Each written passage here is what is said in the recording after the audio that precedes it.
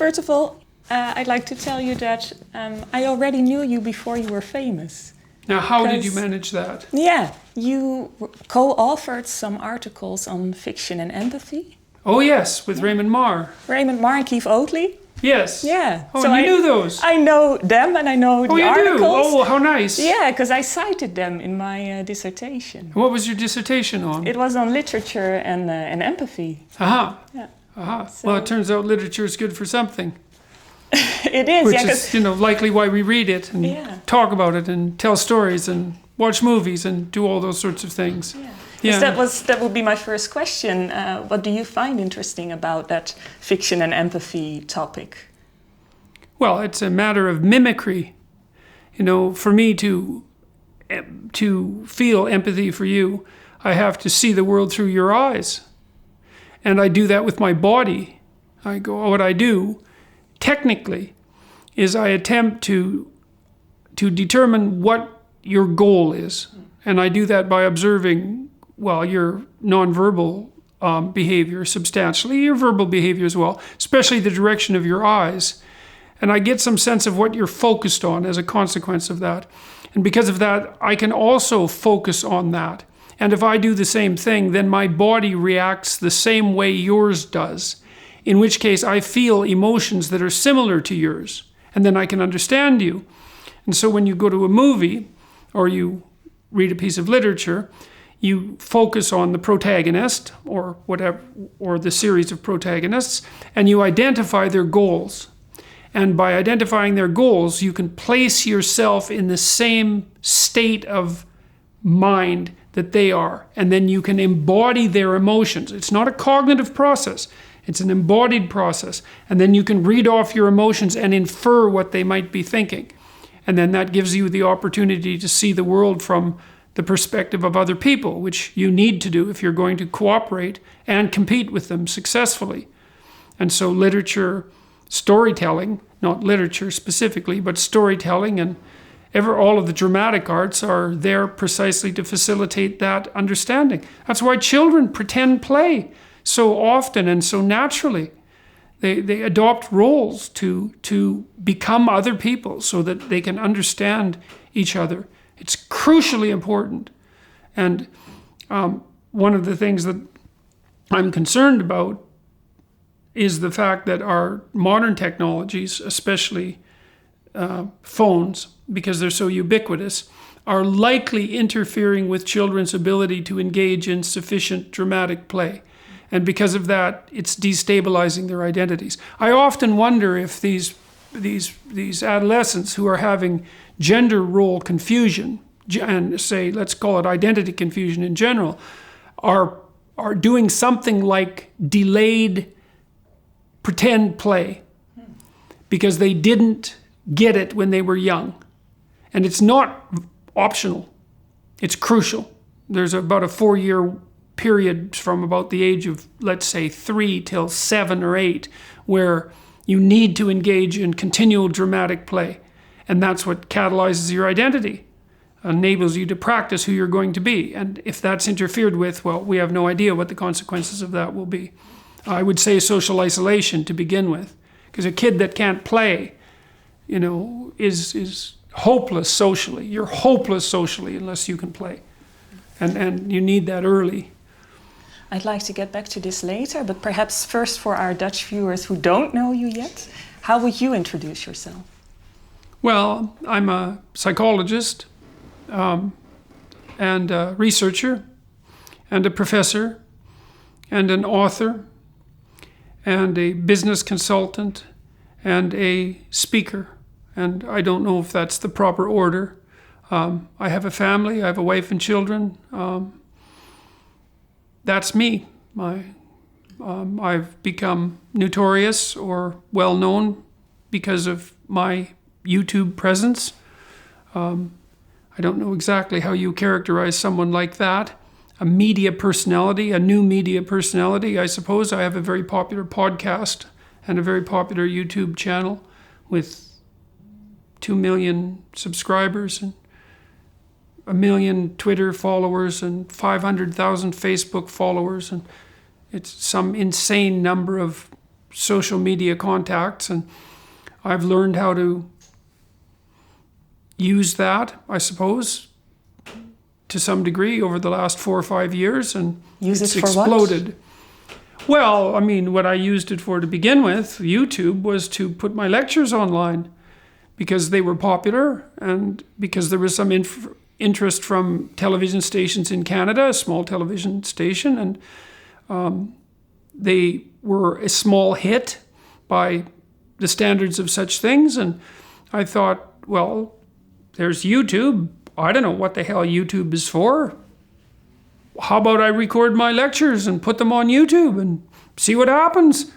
Maybe I can teach thousands of people instead of dozens of people, and why not? So I set up an iPad and a lapel mic, for $200 and started to record my lectures.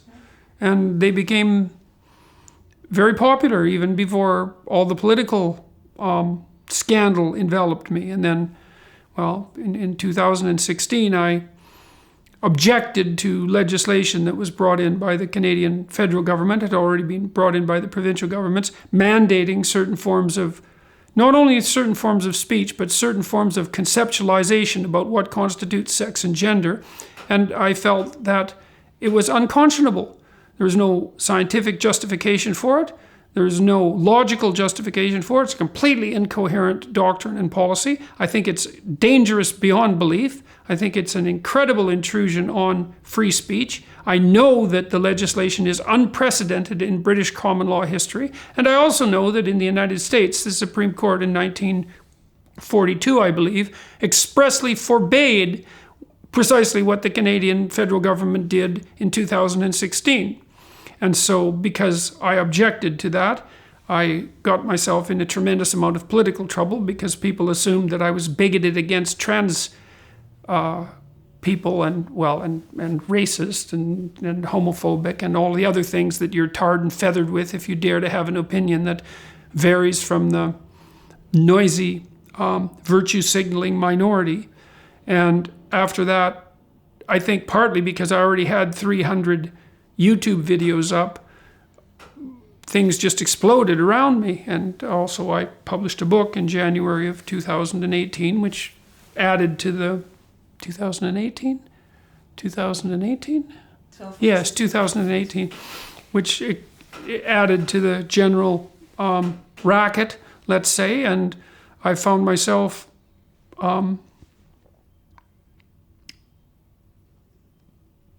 in a very strange position, traveling the world, I've traveled to 160 cities in the last year and spoken to about 350,000 people about personal responsibility and the meaning that is to be found in not in rights, but in responsibility. And no one seems to be talking about that. For reasons I don't understand. And so people are starving to hear that, also for reasons I don't understand. So that's the situation now. And it's a very odd life. Although my name is not, I would say, particularly positive among certain elements of the press. I'm accused of all sorts of things that have absolutely nothing to do with what I believe. But my normal life, such as it is continually punctuated by encounters with people on the street, dozens a day if I go outside, of people who tell me that they've watched my videos, they listen to my podcasts, they read my book, they were in desperate straits 6 months ago, they're doing much better. And so they're thankful about that and help and pleased that someone is offering them an encouraging word. Because I actually happen to be rather positively predisposed to people. And I think that's rare because in our culture we believe that we're something like a cancer on the planet, and that our activity is unconscionably destructive, and that the best thing we could do is to cease having children and make ourselves scarce. And I think that that's a viewpoint that's cruel and vicious and resentful and appalling, and I buy none of it. We do the best we can under very difficult circumstances, and we're only barely waking up to our planetary responsibilities and not doing such a bad job for people who've only figured it out 50 years ago. So I'm trying to offer people some encouragement for their trouble. And they seem in staggeringly desperate need of that. This touches you, right? This makes well, you... it's very peculiar and difficult to accustom myself to meeting endless parades of strangers everywhere in the world who tell me a desperate story with a happy ending. It's a very private story, and they obviously trust me enough to, first of all, tell me what was wrong, and then let me in on the fact that things have improved dramatically because they've developed a vision for their life, and because they've decided to marry their girlfriend, and because they've decided to have a family, finally, and to settle down, and to work at their career even though they may just have a job, and to tell the truth, and that's working. And so they're very pleased about that. And so, maybe, I don't know what the proper reaction to receiving information like that on a rather random basis is, but it's not nothing. We've met some of your fans, and we got the impression they were all male fans, the ones that we talked to, and that they were struggling with their manhood, and that you give them this message that it's okay to be a man. It's not okay. It's necessary. What the hell are we going to do without men? You look around the city here, you see all these buildings go up, these men, they're doing impossible things. They're under the streets, working on the sewers, they're up on the power lines in the storms and the rain. They're keeping this impossible infrastructure functioning, this thing that works in a miraculous manner. They work themselves to death, and often literally. And the gratitude for that is sorely lacking, especially among the people who should be most grateful. You see university professors, especially of the social justice bent, who are among the most protected and privileged people that the world has ever produced. They take everything they have for granted, failing to understand entirely that there's a massive infrastructure of unbelievably hardworking, solidly laboring, working class men breaking themselves in half on a regular basis, making sure that everything that always breaks works. And so a little gratitude for that is in order. And it's very useful to tell everyone, not just men, that they have an important role to play, a necessary role, and that if they act properly and honestly and forthrightly, that they can put their lives together and they can help their families and they can make their communities better, and that's not toxic masculinity, that appalling phrase. It's what keeps the world going round. And if we had any sense, we'd understand that, instead of doing everything at every possible moment to label what we have in the West as oppressive and patriarchal and fundamentally predicated on power, of all the insane propositions. Anybody who's ever worked for a functional organization knows perfectly well that the organization isn't predicated on power. You have a boss whose fundamental motivation is power, well, first of all, the probability that he's going to be successful is very low because everyone will be working against him behind the scenes. The people who are successful are good mentors, and they're hard workers, and they're productive, and they're competent, and they do their job properly, and they do everything they can.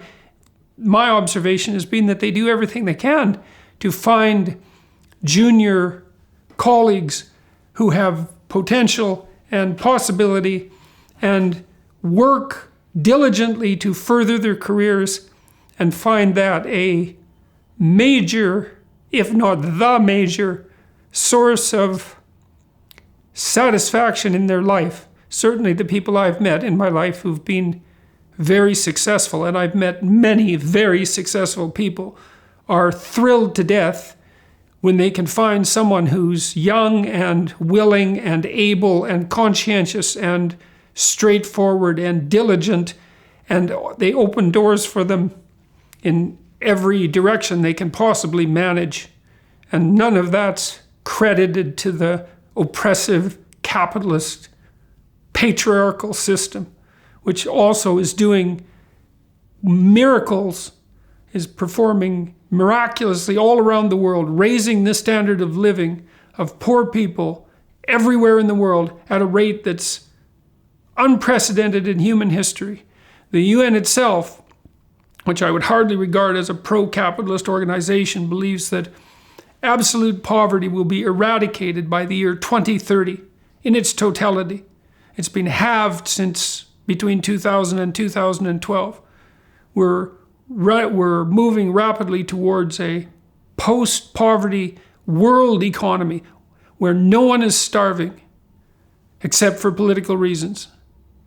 And there's no gratitude for that either. You think capitalism is? There's absolutely no doubt about it. It's the collapse of the Soviet Union and the catastrophic economic policies that the communists implemented, especially in places like South America and Africa. And the burden of that has been lifted at least slightly. And so we start to see some semi-sane economic policies that reward people for their own entrepreneurial productivity and provide them with a modicum of security. And we're producing surpluses in every possible direction. Free electronic communication for everyone in the world, rapid dissemination of fresh water and sanitation facilities, markedly reduced child mortality, which is now in sub-Saharan Africa down to the same levels it was in Europe in 1952. It's an absolute miracle, and no one's aware of it. And it's to be laid at the feet of the dissemination of the idea of individual sovereignty and free market principles around the world. And if you dare to put yourself forward as a spokesperson for the poor, you could do nothing better but to hope that we make everybody on the damn planet as rich as we possibly can as quickly as possible, because the evidence also suggests that as soon as you get people's as soon as you get the GDP of a country up above $5,000 a year, then people start to take care of the environment. And so you see in places like China and in India, there are more forests now than there were 30 years ago. There's more forests in the northern hemisphere than there were 100 years ago. There's all sorts of things even on the biological front that are positive in ways that people don't know about. It's not to say we don't have our troubles. I would say the oceans are overfished badly, and that's a big mistake, but that's a tragedy of the commons. But most things are far better than they've ever been, and there's so little gratitude for that it's a form of incomprehensible miracle to me. In our documentary, we're focusing on male-female relations in Canada and in the West, and on feminism. So I'd like to get back to that point, because that was one of the things that you mentioned. Do you think that men are having a more difficult time today than women?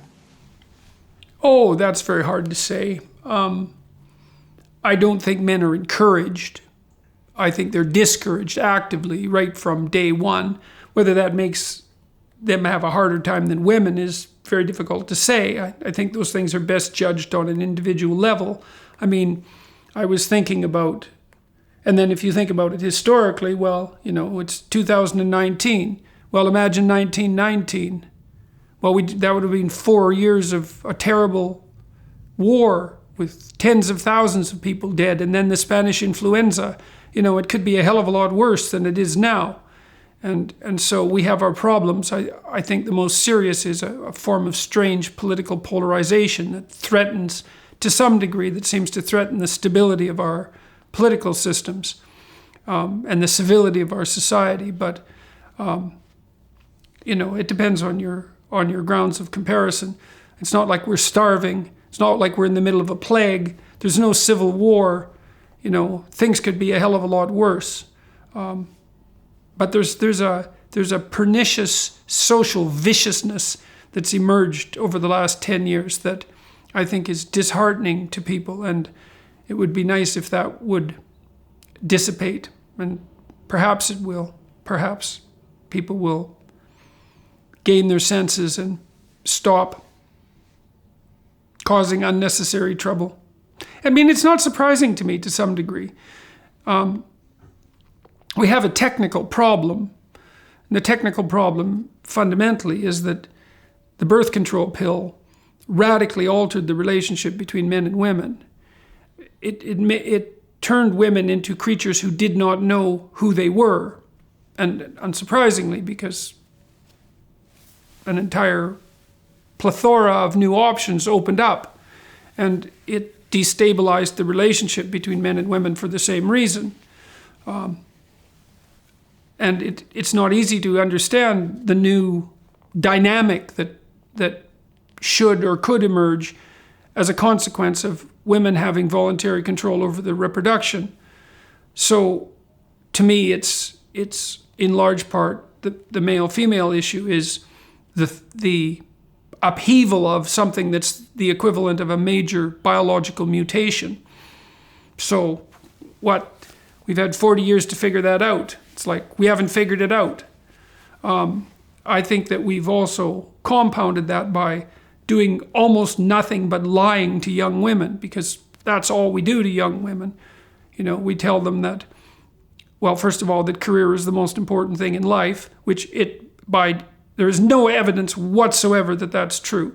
If you look at standard public opinion polls, you find that 75% of people regard their family and their friends as the most important part of their lives. Men as well.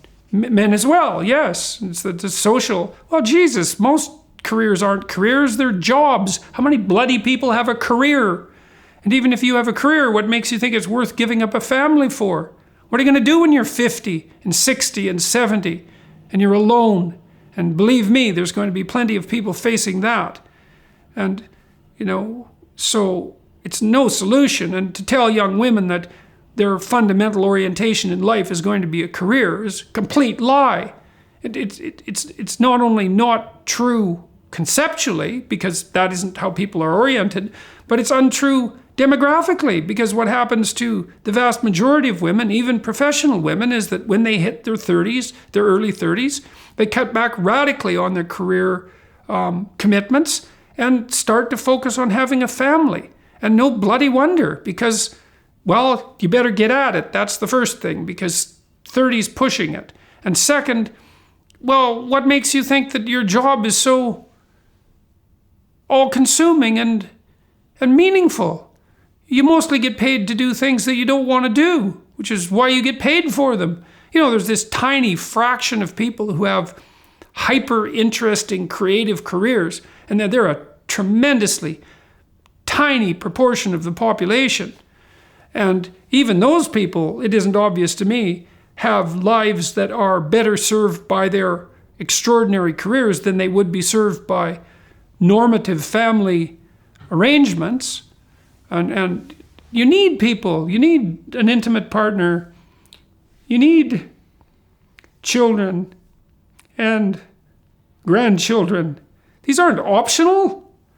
And to tell young women that that's part of the propaganda of the oppressive patriarchy is, you could hardly do them a more cruel disservice. And they will discover that when they're 30. You know, it's why the law firms lose all their women in their 30s. They all go and take part-time jobs or work 9 to 5. They're not interested in the C-suite. Do you know how goddamn hard you have to work to be a C-suite executive? It's 80 hours a week. I know some insane men that work in the C-suite, you know, and the mystery isn't why there are few women in the C-suite. The mystery is why there are any men at all in the C-suite, because all they do is work. And they have a tremendous amount of responsibility. And you think, well, they have many millions of dollars and they have their yachts and their freedom. And, that's trust fund people or people who are benefiting from unearned oil revenue in the Middle East, the parasitical rich, let's say, who aren't productive. But most of the people who occupy themselves in business have thousands of employees that they're responsible for and unbelievably heavy responsibilities. And they pay a huge price for that because all they do is work. Now, some men in particular, and some women, but a fewer proportion of women, some men are wired like that. And wherever you put them, they're going to work 80 hours a week because they're hyper-conscientious and it's in their nature. But I wouldn't necessarily recommend it as a recipe for a balanced life, even though the rest of us might be reasonably pleased that there are at least some people who are willing to do that. But to think of that as a target for ambition it's just not realistic for the vast majority of people. Who wants that? Why would you want to work 80 hours a week? It's exactly what I know this. I worked with female lawyers for a decade, high-performing female lawyers. And all of them woke up at 29 or 30 once they'd made partner and thought, what the hell am I doing? I'm working constantly. I mean, the salaries were very good. The level of income was very high, but they were usually married to men who also had very good incomes because those two things tend to correlate very highly. Women generally marry men who have incomes who are higher than theirs. They're thinking, well, how about if I have a life? Which is a perfectly reasonable question. And so, but a lot of it's confusion.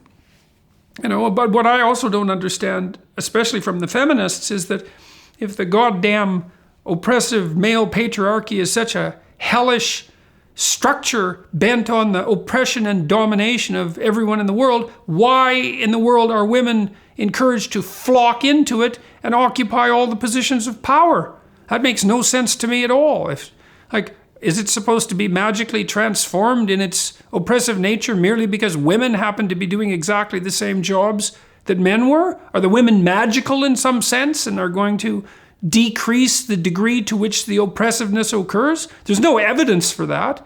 That women who have male bosses are happier on average than women who have female bosses. The data, the psychological data on that are quite clear. So there's no evidence that women run more compassionate or efficient organizations than men. And I don't know why you would expect them to, because men and women are more the same than they are different, even though the differences aren't trivial. So, and the idea that there are no differences between men and women, which is the standard social constructionist line, is only indicative of an ignorance of biology that's so profound that it should be criminal. So there's many differences between men and women, and morphologically, physiologically, psychologically, temperamentally, hormonally, developmentally, right from in utero exposure to different sex hormones.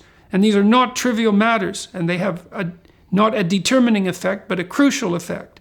And you see these especially manifested in the extremes, which is why, for example, that the rates of incarceration of men are 10 to 15 times those of women. That's not sociological.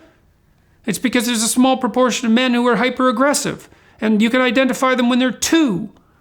So, the social constructionists, Judith Butler and people like that, they know absolutely nothing about biology. Nothing. And their ignorance of biology is so profound that they don't even think that they need to know anything about biology because it's not real. It's all a social construct. And it's It does no one any good. We know in the Scandinavian countries, here's a statistic. The freer the country, the fewer women in the STEM fields. Now explain that. It's easy. If you allow women their choice, they go into professions that care for people. If you allow men their choice, they go into professions that deal with things. And the freer the society, the more that happens. And so the Scandinavians are in this strange position where they've maximally freed their sexes by introducing socially egalitarian legislation. And one of the fundamental consequences is that the differences between men and women in Scandinavia are bigger than they are anywhere else in the world, both in terms of occupational choice and personality. And the Scandinavians have no idea what to do about that. It was a shock to everyone, including the psychologists who discovered it. But what are we going to do? We're going to force little boys and little girls to be exactly the same? We're going to set up a huge bureaucracy to start to hyper-socialize them when they're tiny so that they become identical in every way by the time they're adults? You really think that's going to work? You have to be arrogant beyond conception and cruel to think that such a policy would be either viable or reasonably implemented. Jordan, you're touching on a lot of things right now, and there are some things that I have some arguments for, but I'd like to separate a few things and try to get a few things clearer from you. And one of them is, it sounds when I hear you talking that you would be in favor for a more traditional gender role division. Is that true? Well, no, not necessarily, but I'm certainly in favor of a more traditional familial structure. It's like, have some damn kids. What are you going to do with your life? What's the difference between a more traditional familiar structure and a more traditional gender role division? Well, perhaps we can set it up so that men have the opportunity to spend more time with their kids. Now exactly how we're going to do that isn't obvious, because it seems to me that men are not well equipped to take care of infants under a year old. I don't see that they're good at that at all. That's been my experience and my observation. And your own experience? Well, no, but my observation as well. But men get better at it as the children get older, and they're perfectly capable of establishing extremely tight relationships with their kids, especially, I think, after they're old enough to start to engage in rough and tumble play, which starts to happen really after about 9 months. The men can really start to step in. In my view, I think that for the first year of life, of a child's life, the woman's role is to take care of the baby, and the man's role is to take care of the woman and the baby, and to step in and to stop her from becoming exhausted and to make sure that things go smoothly. And then the couple can negotiate the roles after that and make them as egalitarian as they want or can manage. And there's nothing wrong with having men deeply involved in their family structures. It's to their benefit. Clearly, the most detrimental predictor of poor long-term outcome for children is fatherlessness. And of course, that's something no one will talk about either, because, well, every family's the same and it doesn't matter if you have a father. Well, it turns out to bloody well matter a lot, because if you don't have a father, you're far more likely to become pregnant as a teenage girl. You hit puberty earlier. You're way more likely to be alcoholic. Your rates of mental illness go through the roof. And if you have sons, they're far more likely to be criminally incarcerated and drug addicted. And it's not a trivial effect. And so men are necessary in families, and the more time they spend with their children, proper time, the better. And so that's not exactly traditional. I'm not suggesting that women stay home with the babies constantly and have 10 of them while the men go off to work like they did 40 years ago, or say 60 years ago. There's more intelligent ways of organizing a family, but we should get our priorities straight. And a birth rate of 1.2 or whatever it is that we have that characterizes the Western world at the moment is not. It's the sign of a very unhealthy society. It's the sign of a society that's lost the idea of the divinity of the Virgin Mother and the child. And it's not a good thing. So, and I don't see any evidence that it's improved people's qualities of life. All of the demographic evidence suggests that women have become increasingly unhappy since the early 1960s. So, the cross-sectional studies continually conducted year after year show precisely that. And it could easily be because they're taking on more and more responsibility.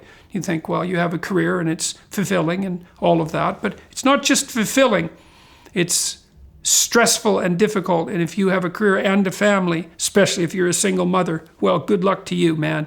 You're run off your feet nonstop, and you're a target for every predatory male in the neighborhood. It's not a pleasant mode of existence, and it's not one I would recommend for people, even though there are many single mothers who do, heroic work, doing the best they can for their families, but they're completely overwhelmed. You can't work and have kids and be single? How the hell could you do that? It's 2 full-time jobs, at least, and that's only if you have 1 kid. So, and we don't know how to solve a lot of these problems because it turns out that having children is very expensive, and farming them out to daycare doesn't make economic sense. You can do the calculations on the back of an envelope and figure that out in about 15 minutes if you're vaguely arithmetically inclined and would actually like to know the facts. So, you need a trained childcare worker, so that's maybe $45,000 a year. You have to double that for overhead. That includes the buildings and the rest of the structure, especially if the children are young. So that's $90,000 a year. Well, and then if you have young children, the largest number of children that you can place with a caregiver is 3, possibly 4, but if they're young enough, let's say 3, that's $30,000 a child. Well, that's post-tax money. Well, if you have 2 children, how many people make enough money to spend $60,000 a year having someone else take care of their children? And that problem isn't going to go away. You're going to hire untrained workers to take care of the children. You're going to have substandard physical infrastructure to provide them with.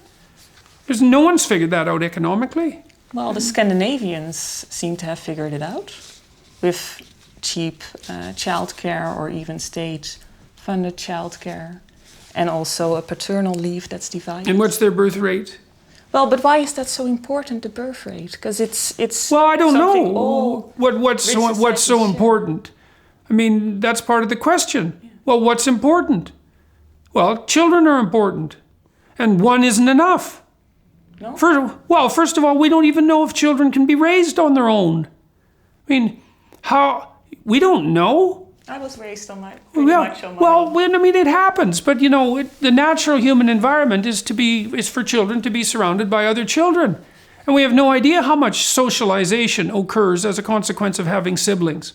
You think, well, you're raised by your parents. It's like, no, not in a standard human environment. Mostly, you're raised by your siblings and your friends, and if you don't have any siblings, then what does that do to you? Well, you don't know, and no one knows. But it makes you different than you would otherwise be. I would say one of the things that it's likely to do is to make you substantially more narcissistic than you would otherwise be. And that's obviously no slur on you. But, siblings keep each other in place. And they teach you how to interact under very competitive conditions with other people. And they play with you, and they're role models for you. And, we don't know if a structure of 2 parents and 1 child is stable or healthy. We know nothing about that. And my suspicions are that it's not, because children need other children. So now we do see that the Scandinavian countries, and I don't include Holland in that, people tend to include Holland, yeah. But I don't think we are a Scandinavian country, that they score highest on happiness, so they must do something right. Well, they're rich. But there are also other rich countries, but then... Yes, and most of the rich countries score quite high on happiness. The Scandinavians do particularly well, but the difference between them and the Canadians and the Americans and so forth isn't that great. I mean, they are actually quite staggeringly rich, especially the Norwegians, since they have all their oil money. And so there's multiple reasons why their societies are stable. They're also homogenous countries in the large, which also seems to be something that contributes to the stability of communities, according to the work of Robert Putnam from Harvard. And they're small countries, and they're relatively easy to govern. And so there's multiple reasons why the Scandinavians might be doing well. And their egalitarian policies are perhaps part of it, but it takes careful analysis to pull those things apart. Yeah, and measuring happiness is no straightforward thing either. And I would say that their alcoholism rates are relatively high. So it's a complex question. Yeah, I know I studied psychology. It is. It's a complicated question, and the Scandinavians. But I wouldn't underestimate the degree to which general economic prosperity and a relative heterogeneity or homogeneity of social expectation is a major contributor. But I'm just trying to find out, do you or do you not think that gender equality is also something that leads to happiness, that makes couples happier? Well, it depends on what you mean by equality. Well, if you mean, well, the equality is a very complicated word because people use it to signify equality of outcome, which I think is absolutely an appalling concept, or they use it to signify equality of opportunity. And equality of opportunity means set your society up so those who have the talent have the untrammeled ability to express it. Well, great. Anyone with any sense, even if they were greedy, would agree with that. I mean, if you're talented, let's say you're a great musician. Well, I'd just as soon you had the chance to show that because maybe I could listen to your music. You have to be a fool not to be in favor of equality of opportunity. Talent is in short supply, and we need to encourage it wherever we can possibly discover it, independent of race, creed, and color, and gender, and all of those things, sex. And so people shouldn't hide their light under a bushel. We've known that forever. But then to equate that with equality of outcome and to say that, well, because there are differences in, let's say, the sex representation by sex at different strata of different organizations, that's a consequence of some sort of fundamental sociological oppression is an entirely different argument, as well as being different than the argument that all of the outcomes should in fact be the same if the society was equal, because there's no evidence that men and women given free choice will choose the same outcomes. And why would they? I mean, look, here's a question. Diversity, inclusivity, equity, the triumvirate, right? The modern triumvirate. Equity is equality of outcome. Okay, let's talk about diversity. Are people different or not? Well, if they're diverse and diversity is worth pursuing, then people are different. Or they're not. It's one or the other. So if they're diverse, they're different. Well, if they're different, if you let them manifest their diversity, you're not going to get equality of outcome. It's so incoherent that it defies comprehension. It's like if people were the same, well, then you get equality of outcome. And if they were the same, then you wouldn't have to worry about diversity. But if they're different, importantly different, culturally or biologically, whatever the reasons you happen to come up with, and you leave them be, they're going to pursue their individual, idiosyncratic, diverse interests, and that's going to produce an entire plethora of unequal outcomes. And in fact, we mostly work for unequal outcomes. You have a career, you picked a specific career. You don't expect to be absolutely equal with everyone else on every single parameter because you specialized in something and you're hoping that you can develop some expertise that ratchets you up a competence hierarchy so that you're good for something and so that you have some opportunities. And that's all associated with unequal outcomes as well. And there's supposed to be something bad about that? It's like it's what we're striving for. It doesn't mean that people are happy when they walk down the street and see a homeless person lying there, half frozen to death and alcoholic in their sleeping bag. No one wants that. But those problems are very difficult to solve. You think, well, it's an economic problem. It's like, not usually. It's usually a mental illness problem, or it's an addiction problem, or most commonly, it's an alcoholism problem. And throwing money at that is not going to help. So, we have these hyper simplified solutions for problems that are so complex that fools leap in where angels fear to tread. And we associate poverty with lack of money. And that's both the conservatives and the liberals do that. And it's the height of hypersimplification because people's problems are far more complicated than their mere economic difficulties. It would be lovely. I was thinking about this the other day when I was writing. It's like, It would be lovely to believe that the 1%, who control the world's resources are somehow protected in some fundamental way against the catastrophes and tragedies of existence. But they're not. You meet people who are well off, They have a buffer. It's better than to be poverty-stricken. It's certainly better than to be homeless. But the relationship between happiness and income comes to a halt at about middle-class level. And I don't care how much money you have, you're still going to get Alzheimer's disease. You're still going to get cancer. The people that you love are still going to die. You're still going to fight with your children. You're still going to divorce your spouse. I mean, you're not protected nearly as well by your money as everybody would like to hope. And that's actually rather sad, because wouldn't it be lovely if we could have 1% of the population who are actually in a glass bubble protected from the catastrophes of life, and at least other people could strive for that. But it's nowhere near that simple. Now again, we have to separate a few things, because I'm going to get some water. Because every time you're touching upon a lot of different things, so it's also difficult for me to choose what I'm reacting to. No problem.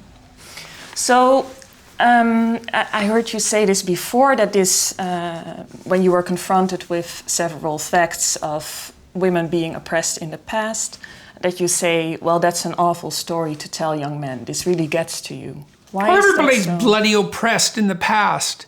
Jesus, human history is a complete catastrophic nightmare. The more you read it, the more horrified you become. It's like the vast majority of people killed in wars are men. The vast majority of people who are killed in dangerous jobs are men. It's not like either of us had an easy time. I mean, the huge problem for women prior to the 20th century was death in childbirth. At least we got that under control. And you could say, well, women didn't have all the rights that men had for quite a substantial amount of time, but it wasn't like most men had rights. Christ, what percentage of Eastern Europeans were serfs until 1850? The vast majority of people in the feudal ages were essentially slaves. The men didn't have any rights. Most men didn't get the vote until very late. And, women got it afterwards, but not that many decades afterwards. And to construe the history of the human race as the pervasive oppression of women by men it's a story invented by women who have never had a satisfactory relationship with a single man in their entire life. Not a brother, not a father, not a husband, not a son, nothing. Because if they had a satisfactory relationship, they would not be driving that narrative forward. You really do believe that? I absolutely. Why would I not believe it? What's the counter evidence? Well, the counter evidence are all those facts that women used to have less rights, like... Yeah, but you're looking at tiny periods of history. Of course, for the vast majority of human history, most people were slaves. Men and women. There were very few free people. And then in the West, since the Enlightenment, a small and increasingly large percentage of men started to develop a certain amount of freedom. And that spread very rapidly, over the period of over a minimum number of hundreds of years.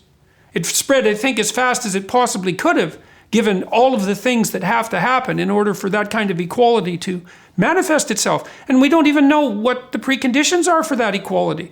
You can walk down the street in Holland safely. No. Compared to most places in the world, you can walk down the streets in Holland safely.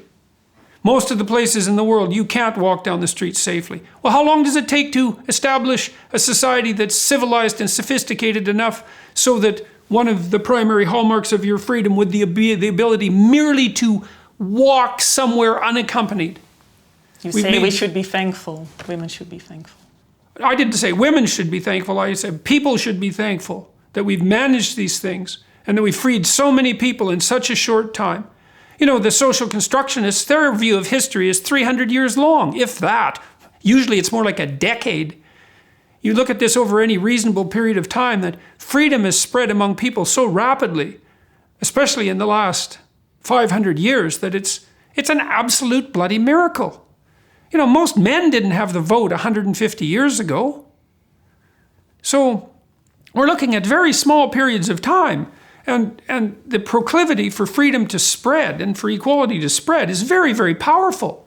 And there's virtually no one opposing it.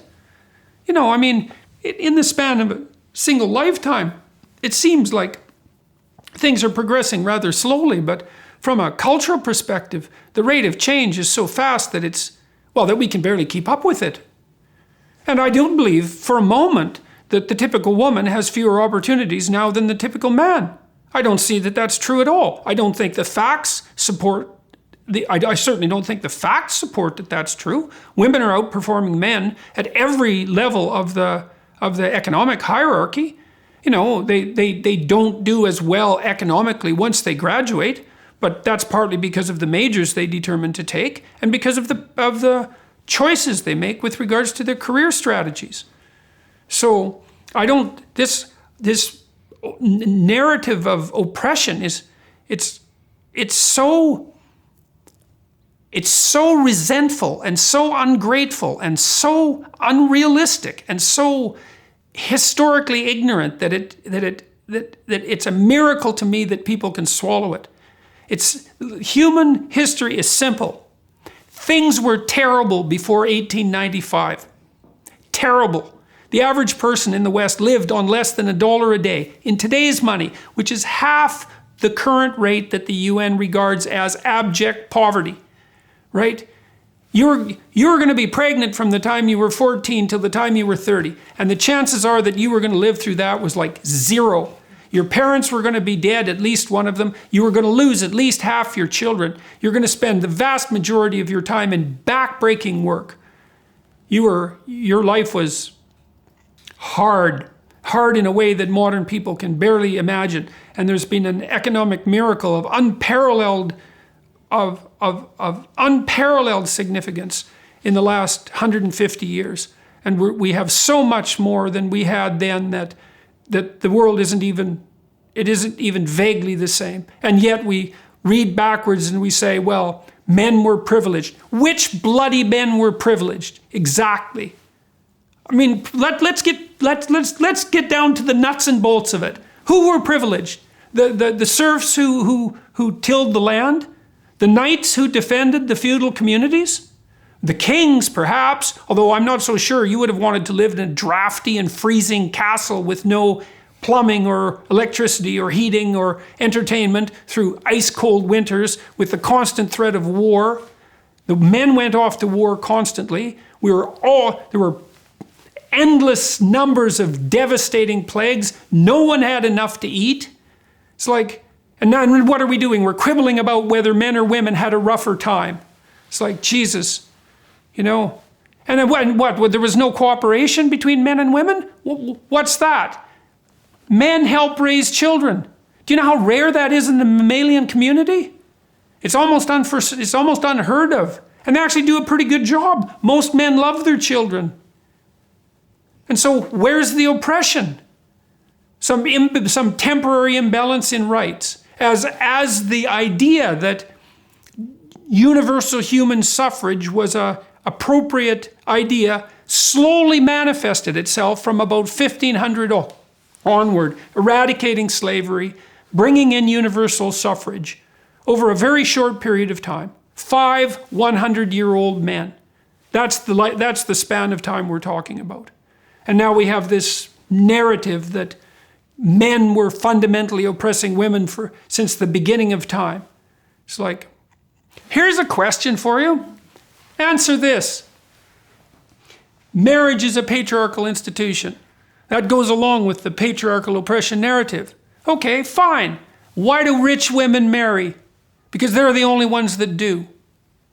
Because marriage is now a privilege reserved for the rich.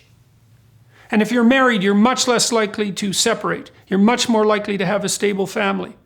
You're much more likely to have a stable income, especially if you're a woman.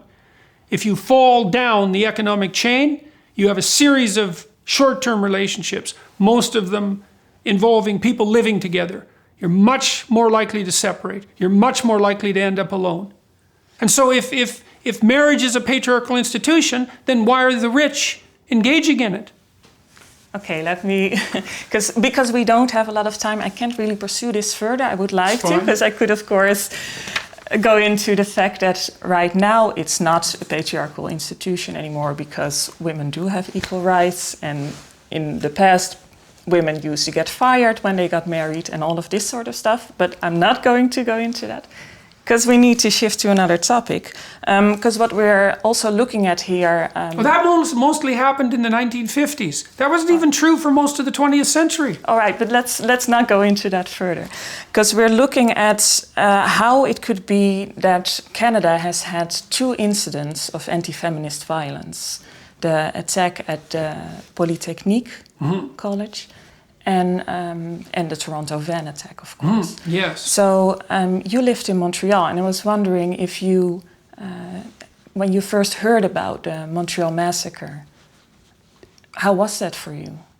Well, there's no shortage of insane and resentful men, you know, and they strike innocence in all sorts of different ways. There's the same pathological thought processes characterize the people who shoot up elementary schools or high schools. You know, there are people who brood and dwell on their failures and their resentment and their rejection by the general social community, and often by people of the opposite sex, but often by people of the same sex, even with friendships. And they sit in their basements or in their you know, in the hellholes they've created for themselves, and they fantasize about taking revenge on the world for the inequities that have been delivered upon them. And then they act. And they're very rare, and they're very unpredictable, and we don't know what to do about them. And they gather a tremendous amount of press coverage and notoriety for their actions, and that's part of what drives it. It's a terrible thing, but it isn't a problem that we know how to solve because we can't identify the precursors and we can't stop the publicity. So it's terrible.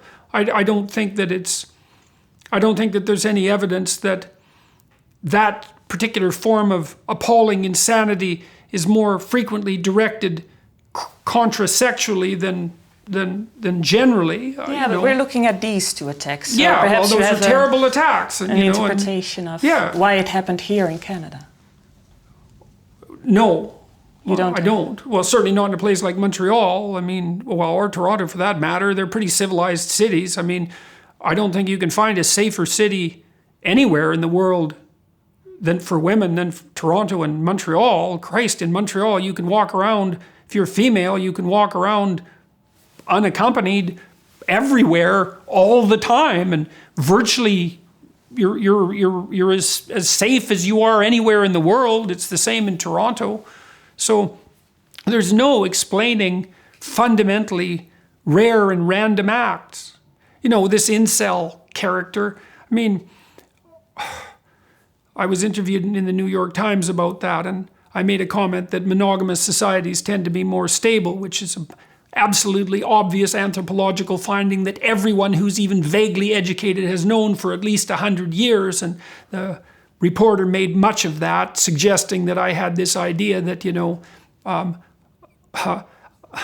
undeserving men should be delivered up women on a platter by some sort of state institutional function, which is not only something that I certainly don't believe, but nobody who's sane has ever believed since the beginning of time. This man who drove over his victims was resentful and full of hatred. And I said that. He had a hatred for God. He had hatred for being. Why? Because he was rejected. I'm not excusing it. It's terrible. There's no excuse for him whatsoever. He should have gone out and made some friends. He should have gone to the gym. He should have put himself together. He should have got educated. You know, I don't know. It's also possible that he had a mental illness that wasn't curable. You know, I mean, there's no shortage of people who are barely clinging to the edges of the world with their fingertips, and now and then one of them slips off and does something terrible. And it's very difficult to draw general conclusions from that, except that such things happen. The only thing I would say about that is that if you're going to perform an act like that, you usually spend many, many months or many, many years fantasizing about it and the notorious aftermath that will glorify your name. And there's nothing in that that's good. And I've never suggested for a moment that men who are rejected by women should do anything but look to themselves and improve themselves so that they make themselves into the kinds of partners who would be voluntarily attractive to women who were making voluntary choices, which is obviously the only sort of solution that's ever going to work anyways. So they're terrible catastrophes. And besides, there's no reason to assume necessarily even that the person who undertook the attack is fully cognizant of their own motives. You know, I mean, we don't trust politicians. I don't know why we'd trust mass murderers to tell us exactly what was going on in their minds the moment before they perpetrated their terrible crime. But I certainly don't think that it reflects specifically on Canadian society. I can't see how that can possibly be true, given that, you know, we're among a handful of countries who are essentially egalitarian in their, not only in their legal structures, but in their entire society. You know, I mean, women saturate the workplace in Canada and have for 40 years, certainly since I've been, especially in the professions that I've occupied. The vast majority of my colleagues and my students have been women. It's par for the course, and it's not a surprise or a shock to anyone, or anything that anyone is complaining about, as far as I can tell. I just think mostly, when I think about it, that it's, well, I find it sad because I've seen so many women, especially in their early 30s, desperate to have children. And I'll tell you that if you want to spend a miserable decade, one good way to do it is to wait till you're 30 to try to have children, and then to find out that you can't. That's no picnic. And your chances at that point, if you're a couple at 30, is 1 in 3 is fertility difficulties, which is defined as unlikelihood of or inability to conceive within 1 year of attempting it. And so I don't know precisely how it is that people go about balancing their requirement for an intimate relationship and a family and their career. It's a very, very difficult problem to solve, just like how to raise children is a difficult problem to solve because it's so incredibly expensive. I don't know how you solve that economically, because the utility of children economically is deferred decades into the future, and we don't know how to fund that. I want to get back to the attack again, because of course a lot of people are saying that it's a backlash against feminism, and in the case of the Polytechnique massacre, that was really clear. Yeah, they say that because it's in their own best political interest. It's 2 bloody people. What are you going to do? You're going to generalize from 2 insane people. When was the Polytechnique massacre? How long ago? 89. Right, so it's more than 20 years ago. And you had this attack a year ago. It's 2 attacks, 35 million people, 2 attacks in 3 decades. You're going to draw generalized political conclusions from that. And then you're going to assume that those generalized political conclusions aren't a consequence of your own motivations. What's that, a random sample or something? 2 insane people? That's no random sample. There's no drawing conclusions from that.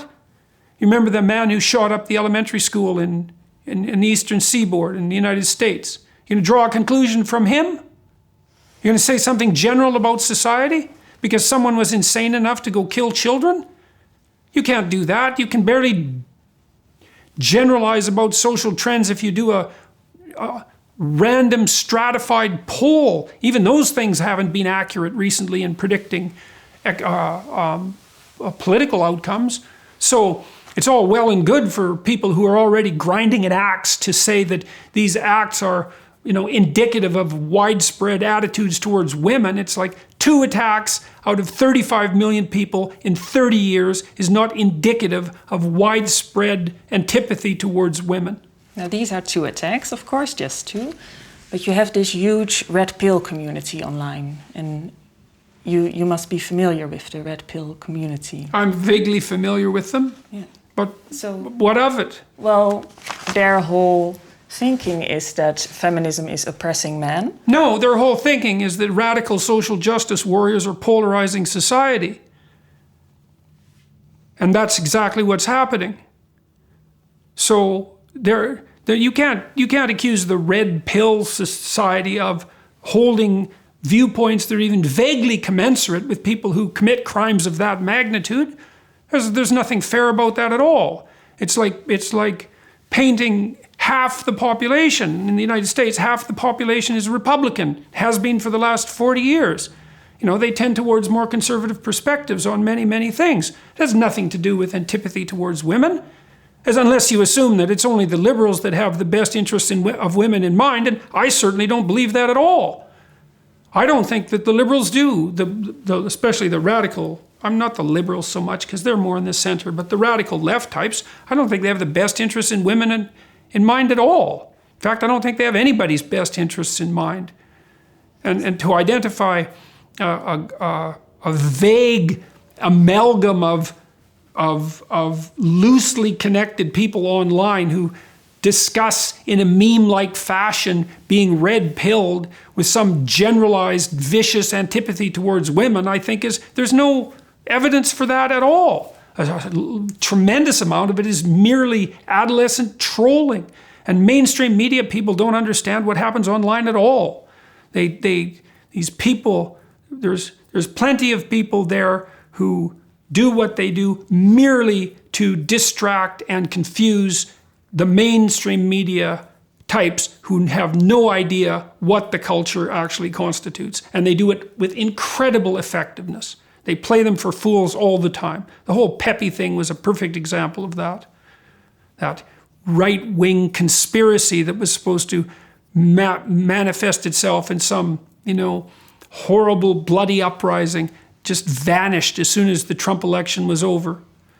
So we don't understand these internet communities, and to assume that they're somehow associated with the desire for violence against women is I think there's no evidence for that whatsoever. And certainly I don't think that's the case of the red pill community, such as it is. Most of them are people who were more left-leaning and liberal, who've converted to some degree to a more conservative perspective, mostly because the liberal center keeps moving left and leaving so many people that were once liberal behind. Most of the people who were in the IDW were liberals. Joe Rogan's a liberal as far as he's concerned. Dave Rubin's a liberal as far as he's concerned. Ben Shapiro isn't, but Shapiro's a political pundit, so you can hardly expect it from them. I never thought of myself as a conservative.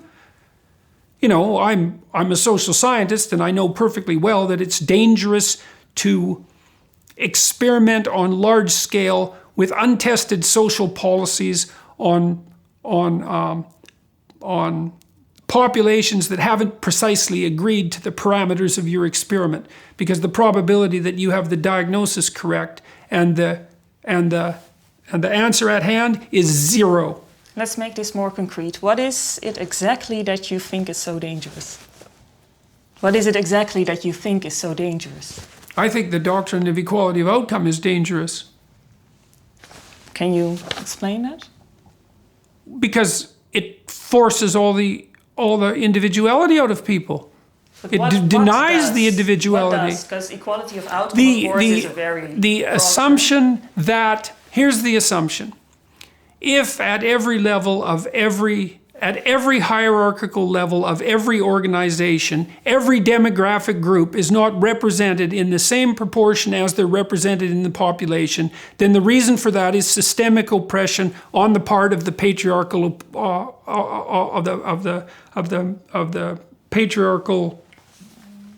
of the patriarchy. Let's leave it at that. Well, that's just not the case. Yeah. That isn't the reason for it. And why is it dangerous? Because it invokes the demand for social policies to redress the problem, which is impossible. There are too many different kinds of people. First of all, maybe you work for gender parity or sex parity in terms of wages. Well, first of all, that's extraordinarily difficult. Just that, and that's a single dimension. You're going to do that for race, you're going to do that for ethnicity, you're going to do that for social class, you're going to do that for attractiveness, you're going to do that for the multitude of genders that apparently exist. You're going to equate for all of that? But Jordan, I think you're making an assumption that this is what people want. Well, they're the ones that are advocating for equity. Who are? Well, what do you mean, who are? I don't know. The entire basis of the social justice movement. Who are these people? Who are these people? Well, mostly they're people who occupy academic positions in the social sciences and the humanities. And they're people who work primarily in human resources departments, for example, in large corporations. And then there's a large swath of the general mainstream media who holds similar views. There are people who are on the farthest left extreme of the political continuum. It's only about 7% of the population that holds views of this type, although they're much more highly represented than that in university settings. And this is the agenda that they've promoted. So, maybe it's not the same in Holland, but the diversity, equity, and inclusivity mantra it's like the central policy of our entire federal government. It was the central policy of the provincial government before they got demolished, thankfully, in the last election. It's the new morality. It's not something I'm just inventing out of whole cloth. It's trumpeted everywhere. Christ, the Law Society in Ontario last year, the people who ran the Law Society made it a regulation that if you had a law firm of a certain size, and not that big, that you had to write a statement proclaiming your allegiance to the principles of diversity, inclusivity, and equity on pain of, well, it was unspecified at the point, but the eventual threat was loss of your legal license. Well, thankfully, this year, a woman spent 18 months garnering up a new slate of candidates to run the Ontario Law Society and chased all the radicals out of the organization, and hopefully they've scrapped the requirement. But it's pervasive in the elementary school curriculums. It's pervasive in the junior high school curriculums. It's taught in all of the gender and ethnic studies departments in the universities. It characterizes the viewpoints, as I said, of a substantial proportion of social scientists and humanities. There's almost no conservatives in the social sciences and the humanities. And if you had to boil down the cliches and slogans of their political viewpoint, that's it. That's what they've picked. Diversity, inclusivity, and equity. I've never even really been able to figure out what inclusivity means. It's such an ill-defined concept. I know what diversity means. It means representation by immutable biological quality. And equity is a weasel word that means equality of outcome. And that's exactly what people are aiming for. And they make no bones about it. So I don't see how it comes as a surprise that that's the fundamentally appropriate way of summing up that particular political viewpoint. Well, I don't know exactly how this is in Canada, but in the Netherlands, if we have quotas or whatever, people are not as strict as you present them to be. They just want equal representation as far as possible. Just that the people who normally don't get a chance. Equal representation on what basis? Oh, look, our Prime Minister, when in the last federal election, 27% of the MPs who were elected were women. 50% of the people in the cabinet were women. Now, how in the world? Two questions. A, how is that possibly fair? And B, how is it possible statistically that he picked the most competent people? It's statistically impossible. How many people were there that he could choose from?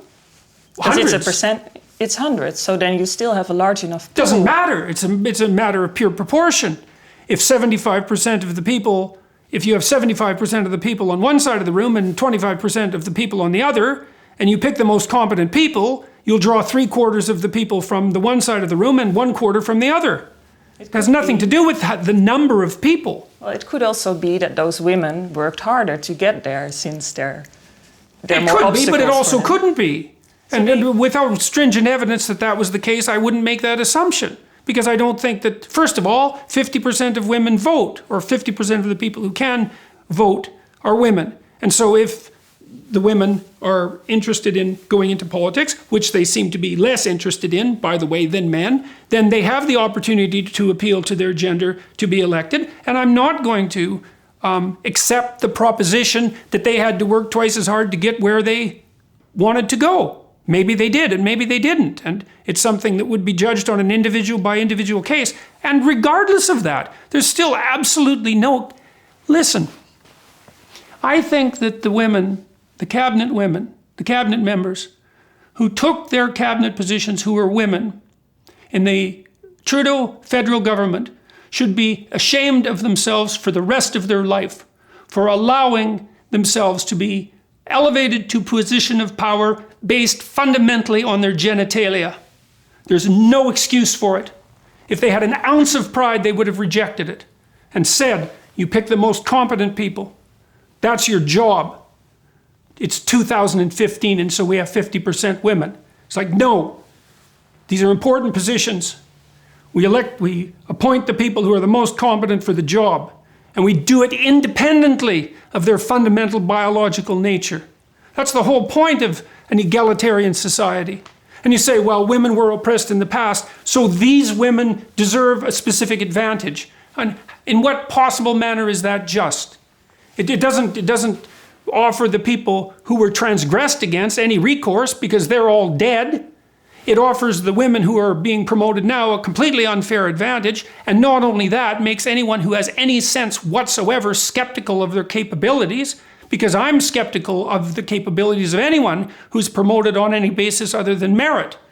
And if you were promoted on any other basis than merit, you should be skeptical, A, of your ethical, ethical justification for accepting the position, and also deep in your heart at 3 in the morning when you're wondering just how competent you are, you're going to be waking up thinking, just exactly why am I here?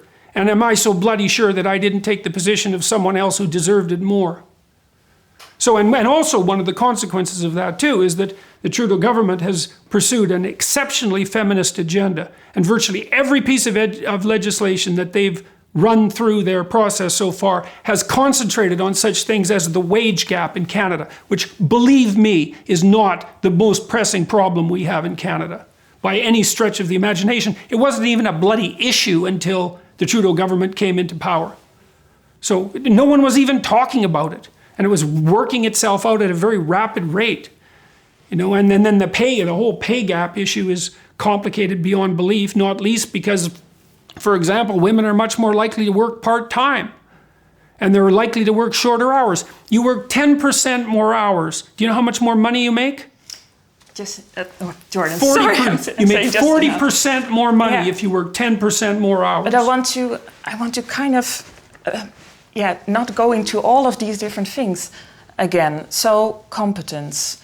The issue, of course, is, as you know, you're a psychologist, that men often get jobs in power because they're better at presenting themselves as confident. There's very little evidence for that. The best predictors of... There's a whole book about No, this. there is no evidence for that. The best predictors of being hired and being successful are intelligence as measured by IQ tests and conscientiousness as measured by the Big Five. There are tiny advantages to extroversion. There are tiny advantages to attractiveness. So it's not the case that men are better at whatever it is that takes for them to get hired at a particular job. And it's certainly not the case in most modern, high-level educated corporations. In the universities, for example, the evidence is crystal clear at the moment that if you're a female, especially in the STEM fields, your probability of being hired is overwhelmingly higher than a man with the same qualifications. In that field, but I'm talking about powerful positions. What about powerful positions? There's the Dunning-Kruger effect, and you know about this, right? Tell me the Dunning-Kruger effect. The people who present as very confident, kind of narcissistic, are more likely to be believed by other people and to be judged as competent, even though there's no correlation between this overconfidence and actual... Right, but it accounts for a very tiny part of the variance in the eventual outcome. We're not looking at 50% of what constitutes the probability that someone will be hired. We're looking at 2 or 3%. Look, IQ accounts for about 25% of your probability of being successful. So that leaves 75% unaccounted for. And conscientiousness accounts for another 10%. So the best two predictors together account for 45%. After that, the next best is neuroticism, and it's a negative predictor. And it only accounts for about 4%. And then these effects that you're talking about, they're trivial. They barely register. So they're certainly not accounting for the differential positioning of men and women in positions of power. And also, I would also take some exception to the conceptualization of those positions as positions of power. Because I would say that they're positions of competence and authority most of the time, unless you're talking about a tyrannical dictatorship. Because the people that I know who are CEOs and CFOs and who run C-suites aren't wandering around with a mace and a club and beating people into submission if they don't do their will. They're engaged in a very, very complex and sophisticated series of negotiations on a constant basis with all of their employees. And they bear a tremendous responsibility to ensure that their employees are satisfied and happy, because if they aren't, they leave and their companies fail. And the managerial evidence suggests as well that managers are far more stressed psychophysiologically by their subordinates than subordinates are by their managers. And that's partly because if you're a subordinate, you have one manager, and if you're a manager, you have 1,000 subordinates. And so it's very difficult. And so to call those positions of power, it's like, well, sometimes they are. But they're not just positions of power. First of all, power is an unstable way of establishing a hierarchy. It doesn't even work for chimps. Positions of authority, positions of competence, positions of responsibility. Okay, let's well, stop that. But it makes a difference. Men occupy positions of power. First of all, no, most men don't. It's a tiny, tiny, tiny percentage. Second, why power? Why use that word? Well, it's simple. It's a derivation from a Marxist philosophy that's 150 years old, that people bandy about without ever thinking about it. You know, the people I know, seriously, the people I know who have positions of power, like they're terrified constantly that their companies are going to fall apart, or that they're not serving their employees properly, or that they're not going to make the next payroll, or that some technological transformation is going to cut their legs out from underneath them.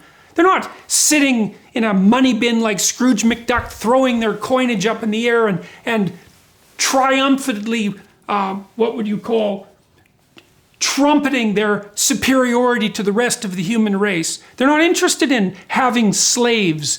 They're interested in having collaborators. They're interested in mentoring people. And they're ambitious. Many of them are actually trying to accomplish important and difficult things rather than merely trying to occupy the power positions that the postmodernists love to identify. They're doing things, you know, and it's the fact that they're doing things that are giving them the positions, at least in a company that functions. When the company starts to deteriorate, and that happens very frequently, you know, and degenerate into something that's more tyrannical, then the political types who work fundamentally on power and intimidation have a chance to clamber up to the top. But by the time that's happening, the company is so damn dead, it's probably only got a lifespan of about 10 years. Okay. Second point against this issue of people in powerful positions. Now, there are certain positions that are so important because they represent the society, like these MPs, the ministers, also judges, which are predominantly female now in the Netherlands. Wouldn't it be better to have a more equal division between men and women in those positions? Well, it's certainly possible that it would be better. I don't know whether it would be better or not. It might be better. It could be better. It's certainly worth the experiment, but that doesn't mean that it's better to establish that by quota or by insisting on equality of outcome, because you don't know what the determinants are of equality of outcome. You know, it may be, for all you know, it might be in 20 years that 75% of the judges are women. I mean, it's happening very rapidly in all the fields that have to do with primary human care, which is also part of the reason that women's salaries are lower, because you can't scale human care. You know, if you're a computer programmer and you make a computer program, and then you can make 1 million of them. If you're a nurse, there's like you know, and so some things are very difficult to scale. And it's going to be the case that in many disciplines, women predominate. And whether that's a good thing or a bad thing, I have no idea, and neither does anyone else. And I wrestle with it to some degree. Almost all the elementary school teachers are women. Well, is that a good thing? Well, it's good in that the women chose to be elementary school teachers and they got to follow their free choice.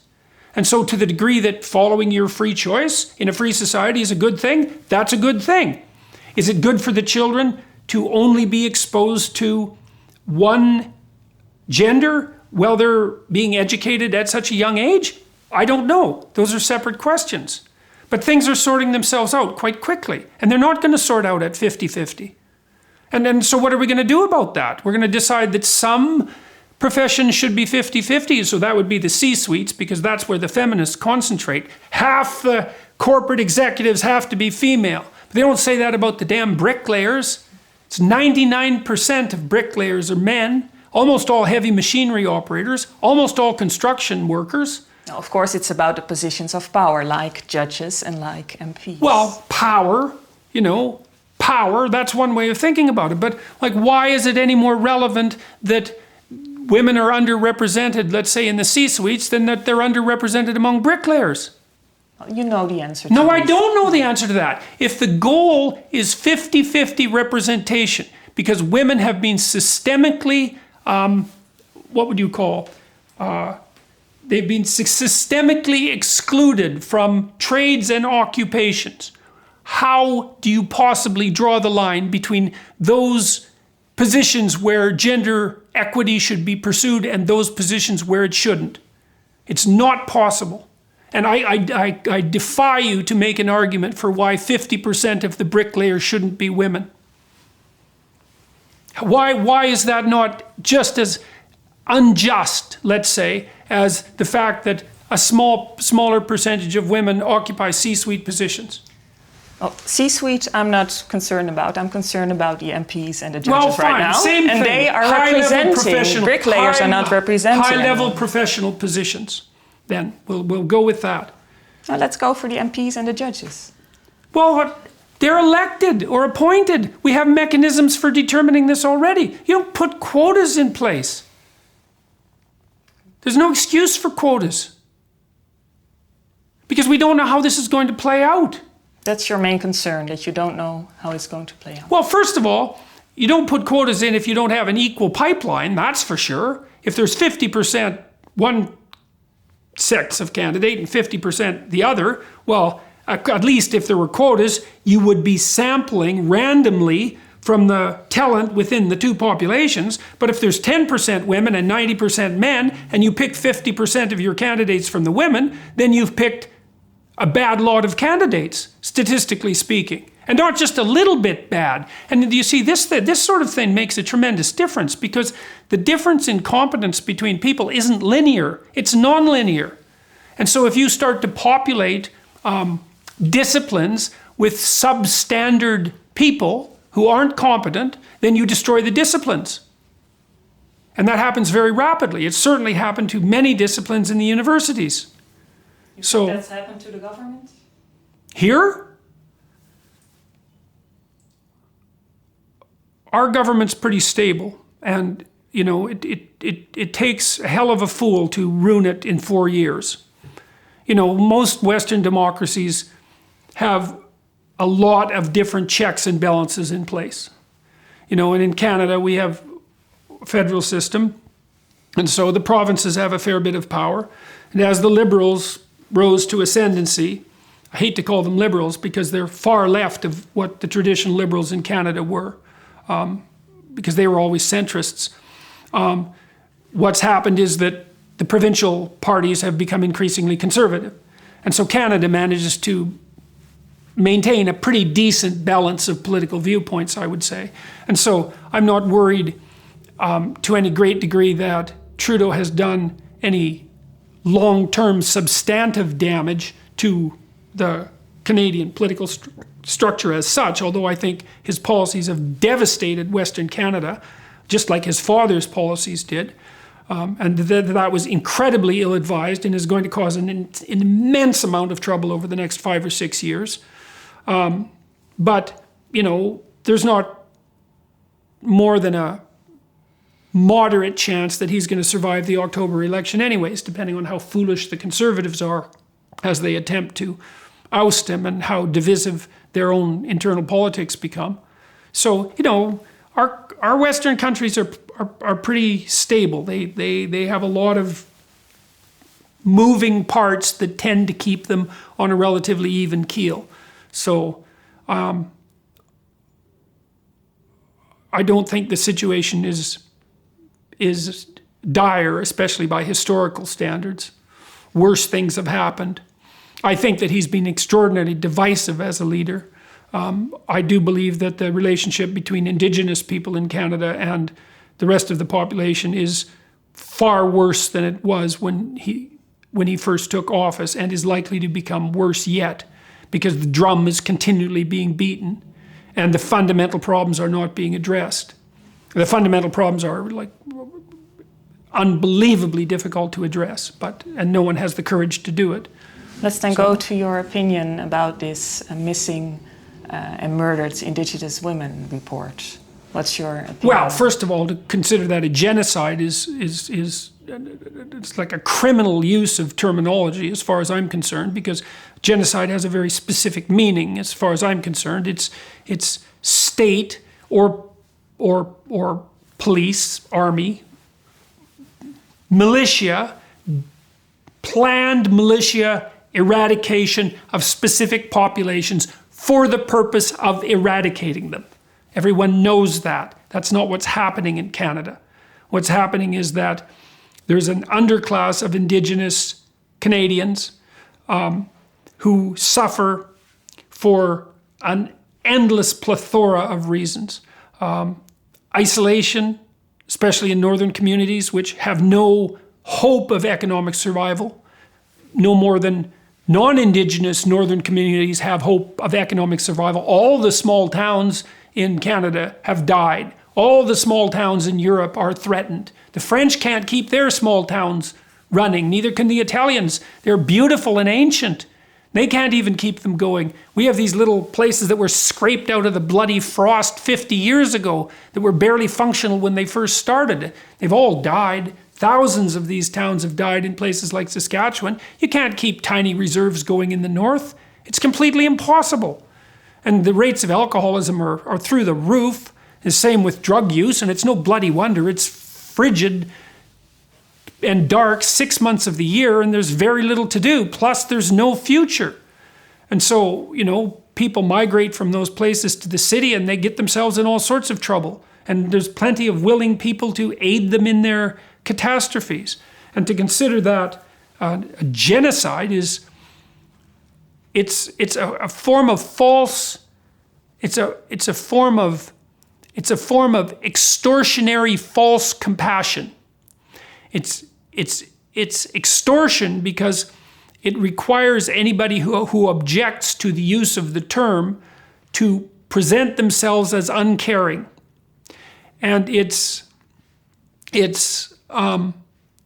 inappropriate because the reason that there are thousands of missing Indigenous women, and plenty, by the way, missing Indigenous men, is because of a dozen reasons, all extraordinarily complicated, and none of which are being managed properly. I would say probably alcoholism being the number one contributor. It's a very intractable problem in small communities. It's a very dangerous drug. 50% of the people who are killed are drunk. 50% of the people who commit the murders are drunk. Your highest risk of death is drunk family member. Right? Alcohol is a very, very toxic drug, and it does terrible things to people. It impairs their judgment very badly. And so, and the problem of alcoholism is widespread, not only among the Indigenous community, but in isolated northern communities in general. But it's not like anybody knows what to do about it. It's a very difficult problem to solve. And I lived in an isolated northern community. It's no bloody wonder people drink themselves half to death for 6 months of the year. It's cold, bitterly cold, it's bloody dark, and there isn't anything to do. And the communities don't have a future. So, You know, under those circumstances, people turn to alternative forms of hedonic pleasure. And it's not surprising. But genocide requires a perpetrator. So the question is, who exactly here is being identified as the perpetrator? And the second is, exactly why are they being identified as the perpetrator? And I know perfectly well the answer to the second part of that question, which is that it's very convenient for the ideologues who are underwriting the more extreme elements of these documents to make yet another case for the oppressive colonial patriarchy and to lay the responsibility at the feet of people who aren't them. So there's no excuse for it. Now, and that doesn't mean there isn't a problem. There's a problem. The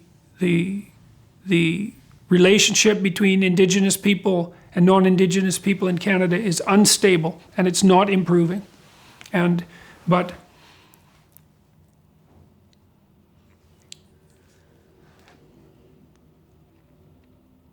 we don't know what to do about it.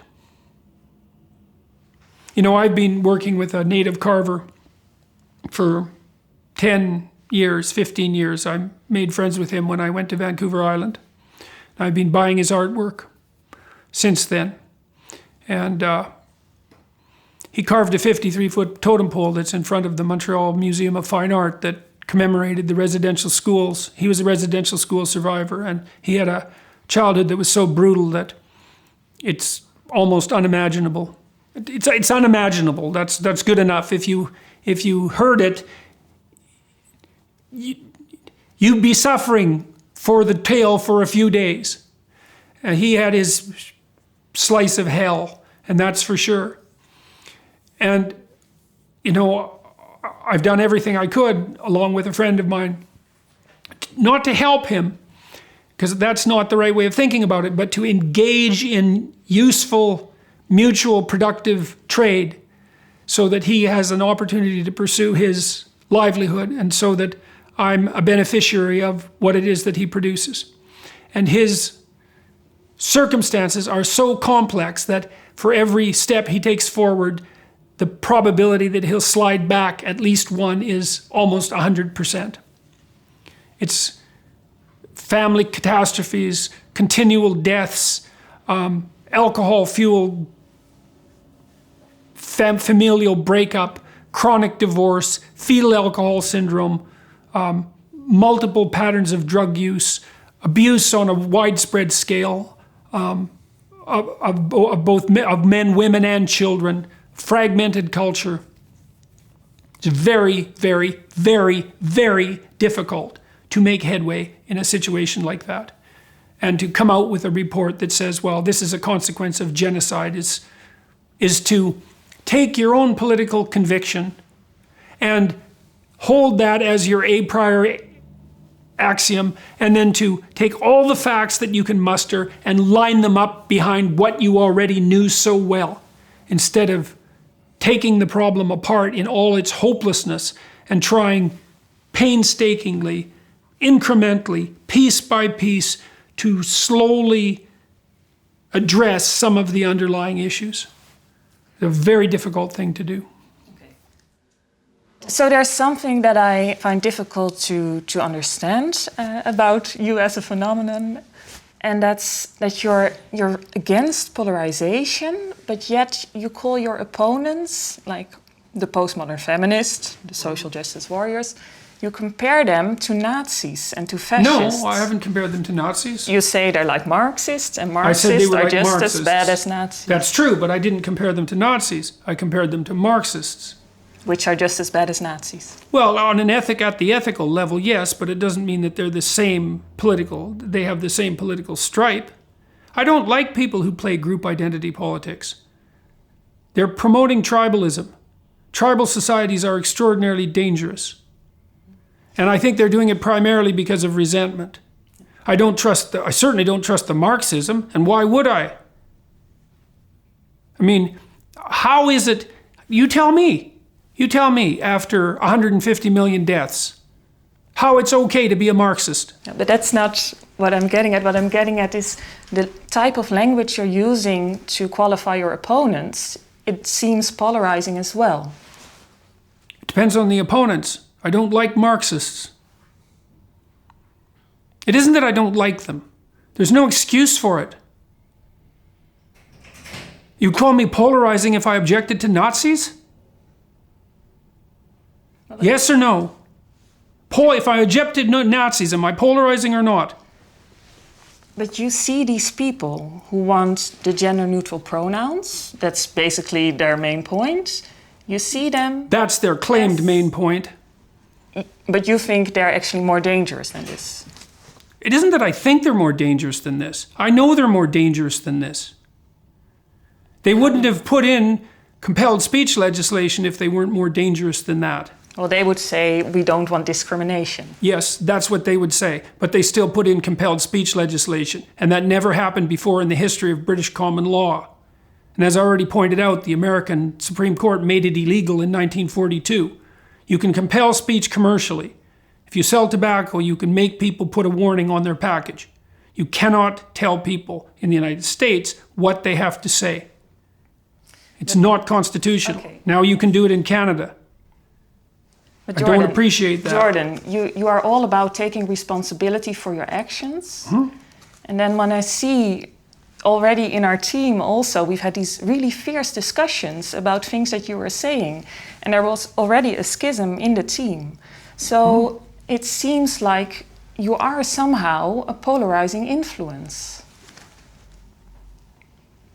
And that concerns me, and I wonder if that concerns you too. Well, of course it concerns me. The question is, what's the alternative? I've got no patience for Marxists. There's no excuse for it. There's no more excuse for it than there is for being a Nazi, in my estimation. And now maybe you should say, well, I should have patience for Nazis, but I don't. Of course, that's not what I'm saying. No, but it's not so clear that it's not what you're saying. No, because it is the Marxists that I'm objecting to. And it's somehow it's okay to be a Marxist. Because maybe you're for the poor, even though you're not. I don't think it's okay to be a Marxist. I don't even think it's a little bit okay to be a Marxist. I think maybe in 1918, when you didn't know any better, even though wise people had already warned against the danger for at least 50 years, then maybe you could have assumed that you would bring in the utopia with your ideas of equity. But it's 100 years later, and we've seen the carnage.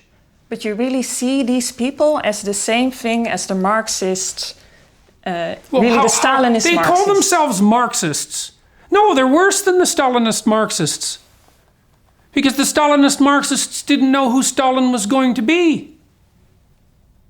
And we know who Stalin was, and we know who Mao was, and we know who Pol Pot was. So let's make this clear. You really think that these people who are battling for social justice, against discrimination, that they want some sort of Stalinist regime? Well, they wouldn't say that. No, of course they wouldn't say that.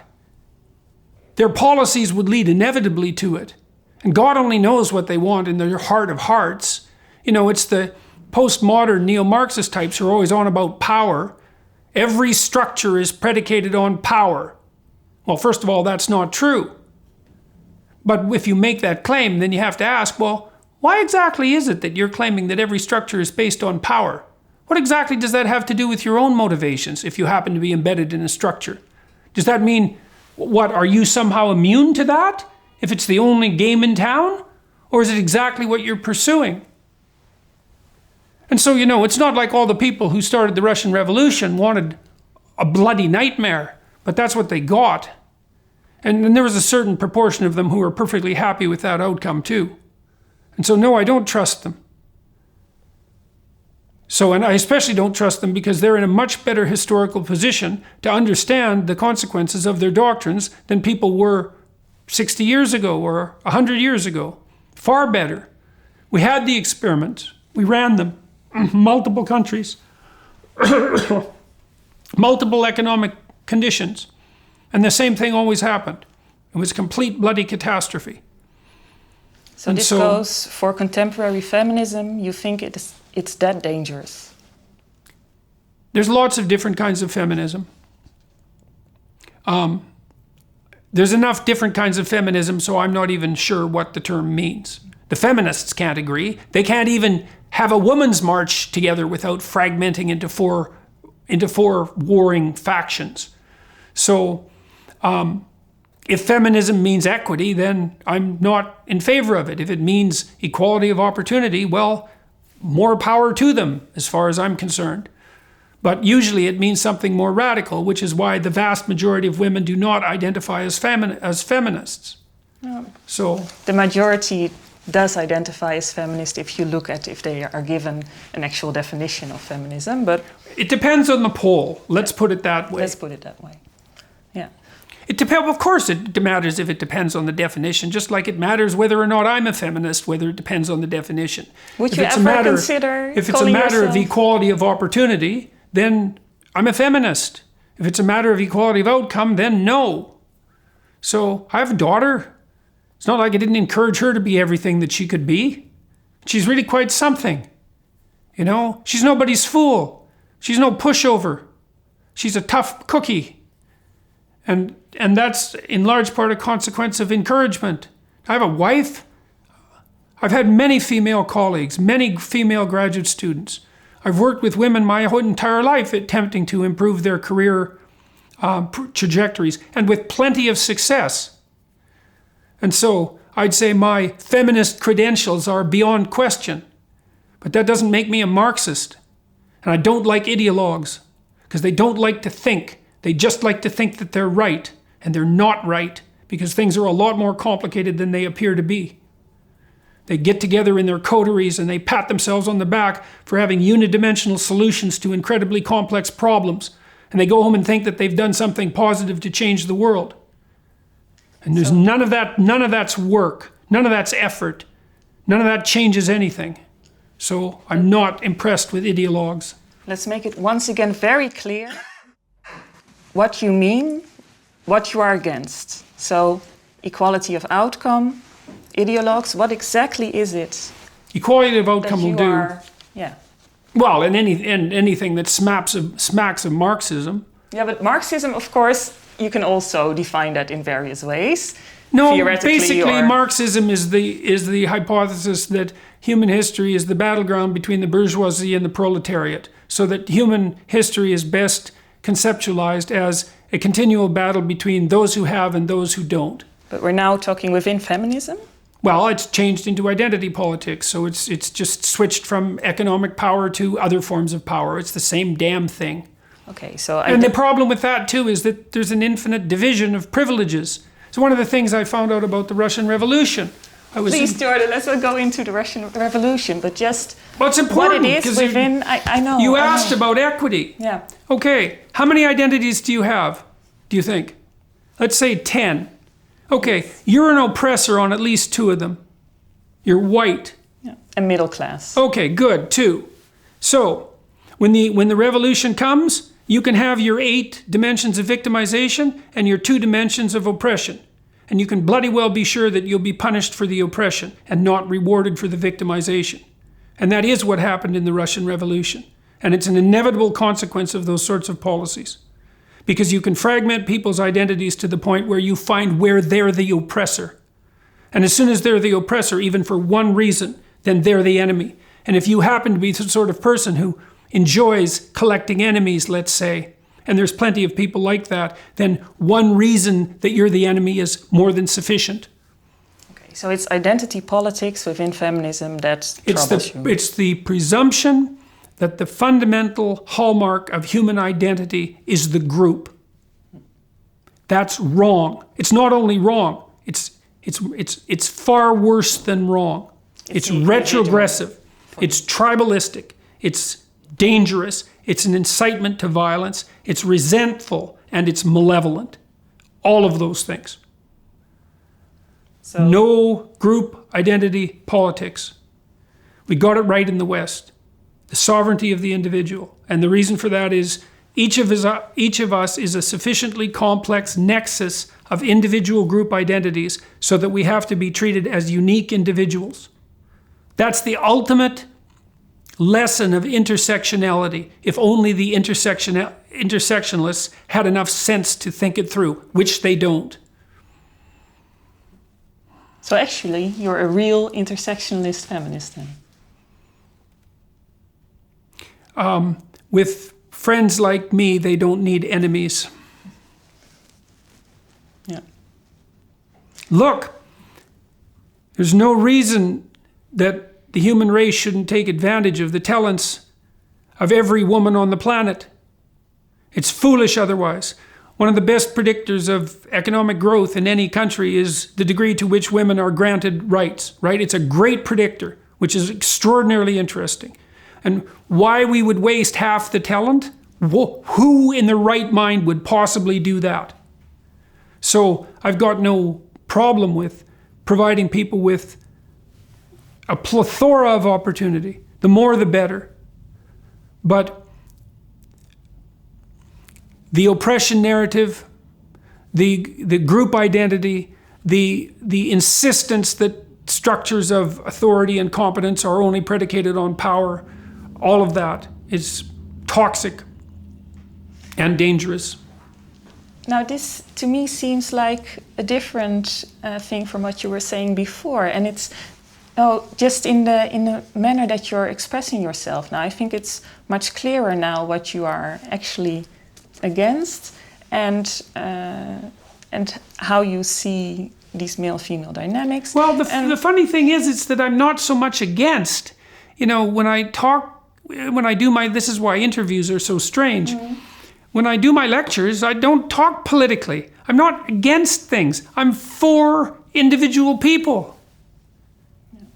Individual people. So get out there, do your best, tell the truth, set the world in order, have a family, accept some responsibility, fix up your community, and take the beam out of your own eye before you worry about the mote in your neighbors. Yeah. And I like that part of 12 rules and of everything that you're saying. But then there seems to be this other side, or it comes out in interviews sometimes, but it's also in 12 rules, where you equate the feminine with chaos.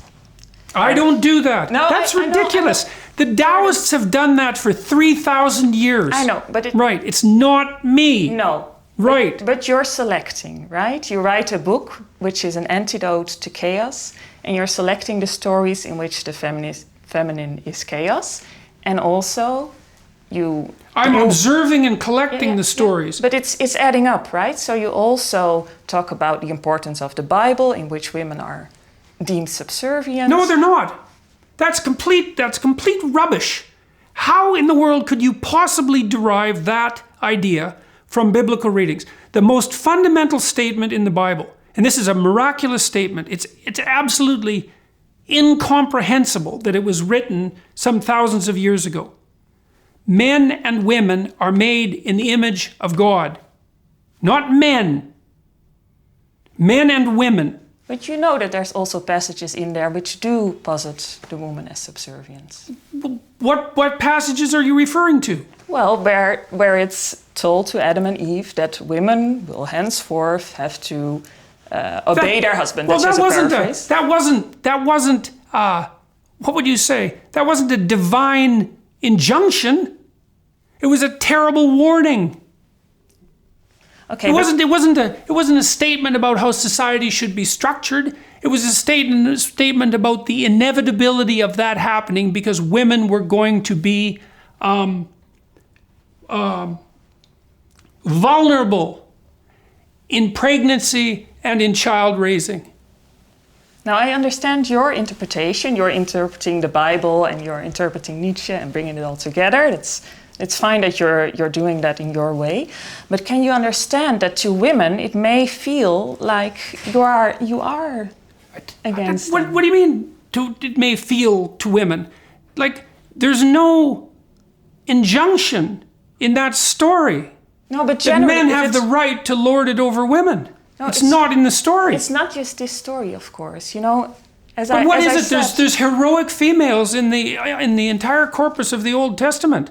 And there's no evidence whatsoever throughout the biblical corpus that women are any less worthy of the kingdom of God than men. And so this is part of the same thing. There's the pervasive notion that even the fundamental documents of Western civilization have this inbuilt patriarchal bias. Look, as far as I'm concerned, that statement that men and women are both made in the image of God, which gives them each a spark of divinity, out of that tiny little statement grew the entire idea of individual human rights. The idea that the state couldn't impose its purview past a certain limit, and that idea grew over thousands of years to provide the relatively free society that we have now. And to assume that is associated in some manner with patriarchal oppression, especially given the time when that was written, is just think about how unlikely it was that long ago those words were penned. But Jordan, please listen to the question that I'm trying to pose, and it's not about this, it's about everything adding up, and that makes women feel that somehow you are against them. And wait a minute before you answer, because you're all about taking responsibility, and that it's very important to look at the consequences of what we do. And somehow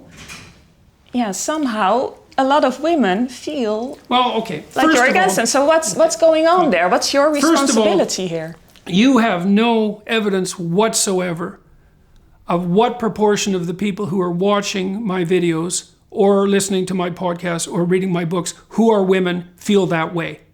Your accusations are purely speculative. It's not. It's not an accusation. Sure, it's just an observation. It was but an observation based on what? Well, I have women I have dozens of women, hundreds of women who've written me letters thanking me for the books and for what they've done for their sons and for their husbands. And about 30% of the audiences to my shows are now women, and that's increasing as a consequence of the book. Of course. So I don't buy it. Not all women. Yeah, well, there's a small and unspecified percentage of women who may hold the perspective that you describe. But you have no idea what the percentage is, and you have no hard facts on it, and so there's no way of defending myself against it. And the idea that I happen to identify the feminine with chaos why is that a problem? Chaos is no worse than order. Order is tyranny. Chaos is possibility.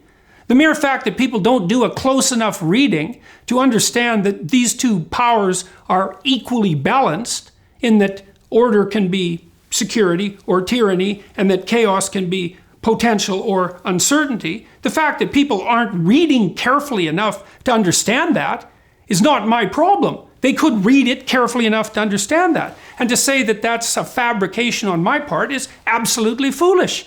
I mean, for 40 years, let's say the mystic left has been enamored of the Taoist philosophy. Well, the philosophy that I'm putting forward is the Taoist philosophy. So how in the world can that be laid at my feet? And it's certainly not the only example of the symbolic utilization of masculinity for order. Look at it this way. Why do you think the feminists assume that we live in a patriarchy if they're not identifying masculinity with order? That's what they're doing. Well, they're doing it symbolically. They don't understand. It's a symbolic issue. Yeah, but Jordan, you've been asked this question before, but I didn't think your answer, I wasn't quite convinced yet. Your book is an antidote to chaos, and not an antidote to chaos and order, or not. The next book's an antidote to order. Yeah, it will be an antidote to order. And the book isn't an antidote. The book is the antidote to chaos is not order. No. Right, that's not what the book's about. The antidote to chaos is the balance between order and chaos, right? And the book says that repeatedly. It's impossible to read it and actually read it and not to come away with the conclusion that the position that I'm adopting is that the meaningful place to stand in life is halfway in order and halfway in chaos. It's not a criticism of chaos, and it's not a criticism of order, except in the extremes. And the extremes are terrible in both directions, which is why the balance has to be there. And so I'm not saying we replace female chaos with male order. First of all, I'm not saying that chaos is female. I said it was symbolically feminine. And that's not the same thing at all. It's not even close to the same thing, because there's a difference between a symbol and something that's real. And because we have a gendered cognitive structure, we tend to view the world through gendered categories. And that's the categories that emerged. And that's not my responsibility. It's just how it is. And it's certainly not me that came up with that idea. So, tomorrow we're meeting with Margaret Atwood. What do you think of her? Have you read The Handmaid's Tale? I haven't read The Handmaid's Tale. I've read other books of Margaret Atwood. I think she's exactly what you'd expect from a Torontonian middle-class feminist writer. And what is that? What would you expect? I'm not a fan. Why not? I don't like her books. Why? Well, I don't have a more elaborated description of that. I've read 3 or 4 of them years ago when I was an undergraduate. The Edible Woman particularly springs to mind. I don't share her ethos. And what is that ethos? It's, I would say, rather, it's complicated. It's a Canadian ethos in some sense. There's an undercurrent of complacent and self-righteous ideological feminism that grates on my nerves. I don't think of her writings as literature, particularly. I think about them as a relatively sophisticated form of propaganda that a particular kind of educated Canadian is particularly susceptible to. Propaganda I like for Margaret what? Lawrence. I know, yeah. But propaganda She for wrote what? The Stone Angel. For the kind of worldview that we've been talking about, the general worldview, the oppression narrative. I mean, The Handmaid's Tale is a good example of that. So, oppression of women. Okay, so you would not like to meet It's her. not like women aren't oppressed. I mean, we've already made that perfectly clear. You know, it's that people are oppressed. And it's a lot more important to remember that than it is to remember that women are oppressed. So, and I don't know if it's that useful to have an oppression race. I don't find it productive, especially given how horrible most people's lives actually were and how much better they are now and how ungrateful we are for that. Okay. So you would not like to meet Margaret Atwood? I have met her in an elevator. No. And? Oh, well, this was quite a long time ago. Well, I said hello and was polite. I don't have anything against her personally. I mean, and more power to her. She's been very successful and brought Canadian literature a much broader world market. And, you know, she's a talented person and obviously very diligent. But I don't find her philosophy attractive. It doesn't compel me. I don't find it uplifting or encouraging or profound, for that matter. So that might have something to do with being from the West, I suppose. Yeah. You know, well, she was part of the Toronto establishment, and the Toronto establishment was never really all that popular in Western Canada. So, you know, maybe it's a regional thing to some degree. I don't hold her any ill will. Although I have to admit that I wasn't entirely dissatisfied when the feminists who she happened to annoy last year took their piece of flesh from her on Twitter. In the Me Too. Yes, well, you know, be careful about what sort of children you give birth to. That's what I would say about that. What sort of children you give? Oh, okay. Precisely. You think that she's part of the feminist movement that created those creatures? Yes, definitely. And no doubt about it. And they showed her no mercy. And that's because that's about how much mercy they're capable of. Okay. So then my final question to you. This is the larger question that we're exploring in this series. Whether and to what extent Canada is the last fortress of civilization? God, let's hope not. No, I don't believe that, not in the least.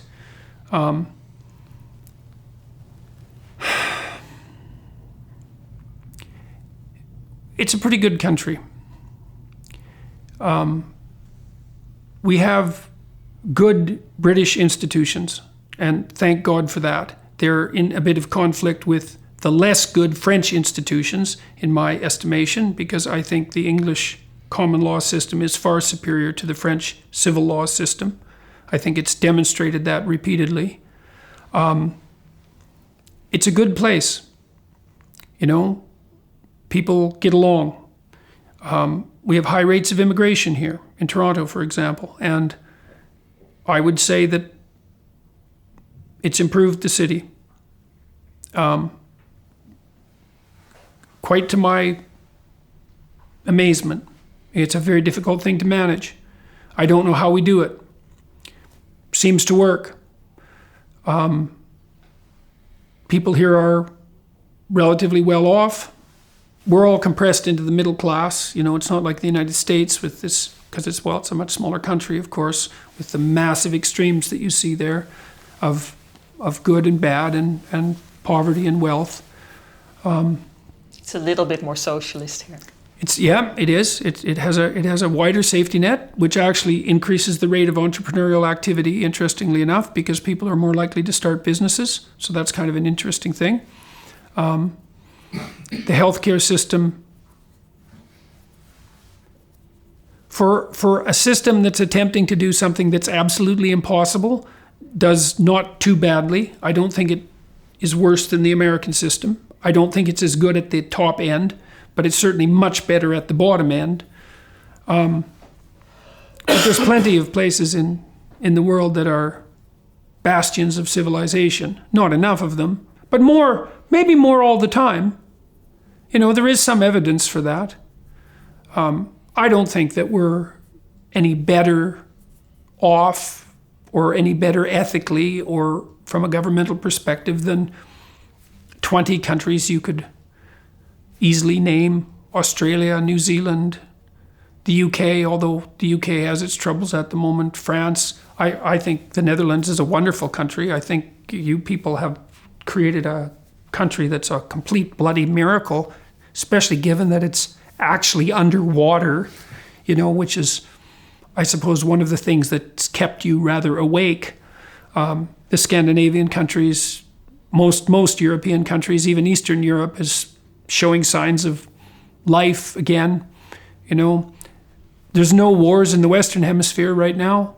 It's possible, especially as the drug wars start to calm down, that we'll get a bit more civilization out of South and Central America. That would be nice. But I don't see Canada as a particularly special nation, outside of that group of countries that I named. And why was your first reaction, good God, not Canada is the last fortress of civilization? Oh, because I just don't think it's true. You know, it's not that desperate. I mean, there's no shortage of civilization in the United States. It's an amazing country. It's unbelievably diverse. It's unbelievably powerful. And their political system is actually, despite what everybody thinks, working quite well. I think it might be working better than any other political system in the West, because there's a pretty good balance between the opposing viewpoints. You know, there's no one's clearly got the upper hand. That's kind of nice. It's more polarized than it has been, but no more than under Nixon.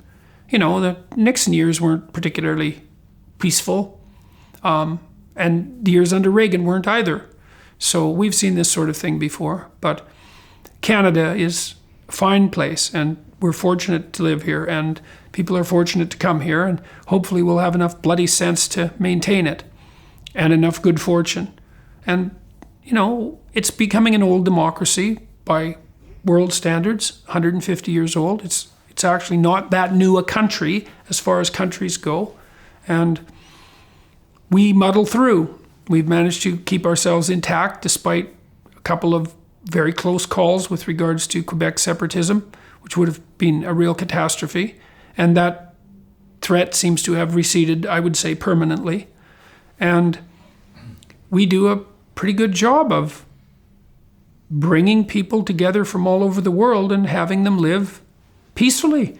You know, there's no real ghettos in Toronto. There's no dangerous areas of note, you know, like there are places that are perhaps somewhat less safe than other places, and Montreal's like that too. And Vancouver's a good city. We have 3 really good cities and some other up-and-comers. You know, hopefully we'll have the wisdom and good sense to keep our country thriving, just as you will in the Netherlands, with any luck, because you have a great country. Do you see yourself as a typical Canadian? Typical?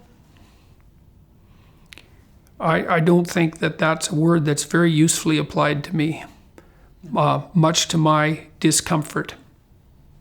So I'm not exactly sure how I would characterize myself. So. But you're not one of the apology culture that's so Canadian. No, I'm not an apologist for the West.